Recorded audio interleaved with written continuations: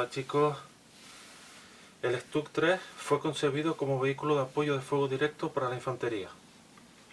Su cometido era acompañar las unidades mecanizadas y eliminar los obstáculos que impidiesen el avance de las tropas.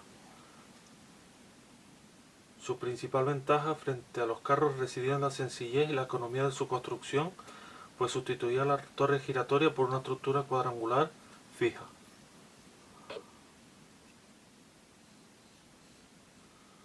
El cañón tendría un movimiento transversal limitado a 25 grados y estaría montado sobre una superestructura cerrada que proporcionase protección a la tripulación. La altura del vehículo no debería de exceder la altura media de una persona. El mariscal von Manstein fue quien desarrolló el concepto de artillería de asalto a base de piezas montadas sobre el chasis de vehículos blindados capaces de atacar posiciones fortificadas. Este general, von Manstein, fue considerado uno de los más grandes estrategas militares de la Alemania nazi.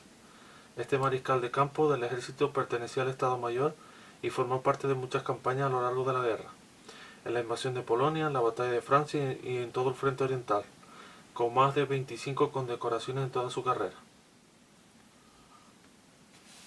En 1936 comenzó el diseño de uno de estos vehículos aprovechando el chasis del carro Panzer III. El prototipo estuvo listo en 1939 y en febrero de 1940 el primero de estos ingenios, denominado genéricamente cañones de asalto Stuck, entró en servicio como Stuck 3 AF-A, siendo su armamento su cañón Stuck 37 de 75 mm corto L/23. Le siguieron los modelos B, C y E, que incorporaban diversas mejoras, y en septiembre de 1941 se ordenó que montaran un cañón más potente, siendo escogido el Stuck 40 de 75 mm, de mayor longitud.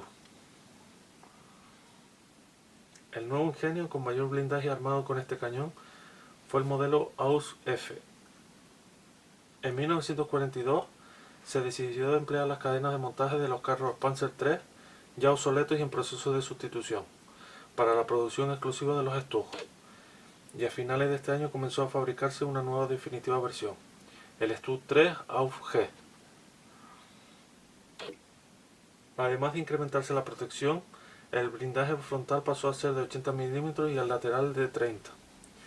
Se le añadió una cúpula con 8 bloques de visión para el jefe del vehículo y una ametralladora delante de la escotilla del cargador. Aquí. Y el bloque de visión.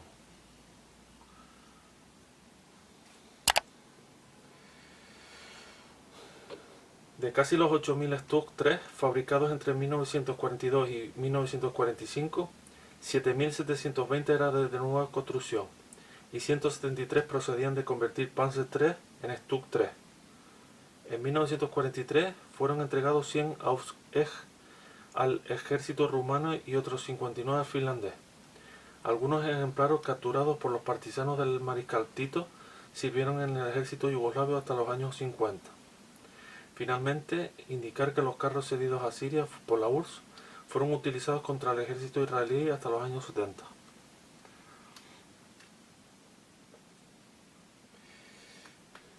Fabricado desde 1942 hasta el final de la guerra, se le incorporaron pequeñas modificaciones, lo que indicaba lo acertado de su diseño y su eficacia en combate.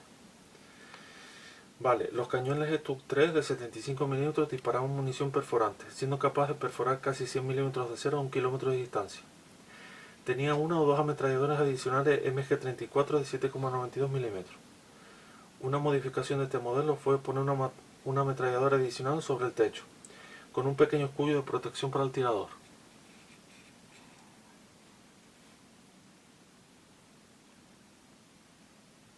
Esta novedad fue introducida en la versión G.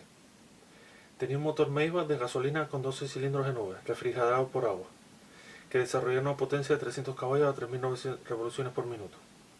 Estaba acoplado a una transmisión con 6 marchas hacia adelante y una hacia atrás. Como prestación tenía una velocidad de 40 km por hora y una autonomía de 150 km, con un peso máximo de 25 toneladas.